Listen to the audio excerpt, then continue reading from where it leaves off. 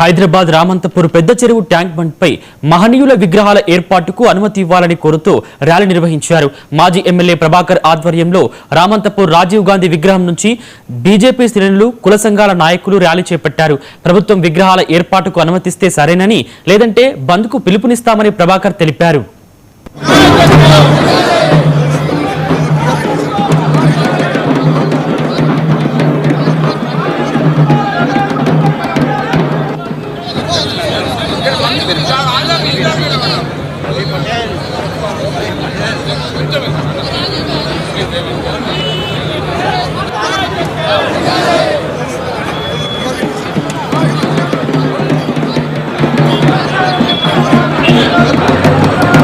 జరిగినటువంటి విషయం చాలా మందికి తెలుసు. కానీ ఇప్పుడు సమాజంలో చైతన్యం వచ్చింది.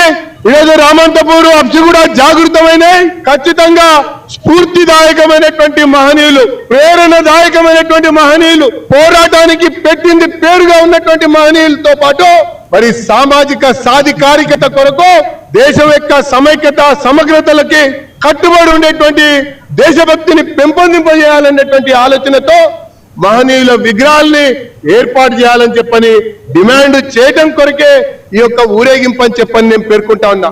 ప్రభుత్వమే ముందుకొచ్చి ఆ రకంగా అభివృద్ధి చేస్తున్నటువంటి ట్యాంక్ బండ్ల కాడ ఇలా మహానుభావుల యొక్క విగ్రహాల్ని ఏర్పాటు చేస్తే మరి సమాజంలో క్రమశిక్షణ పెరుగుతుంది, నీతి పెరుగుతుంది, రీతి పెరుగుతుంది, దాంతోపాటు సేవా భావన పెరుగుతుంది, దాంతోపాటు దేశభక్తి కూడా పెరుగుతుంది.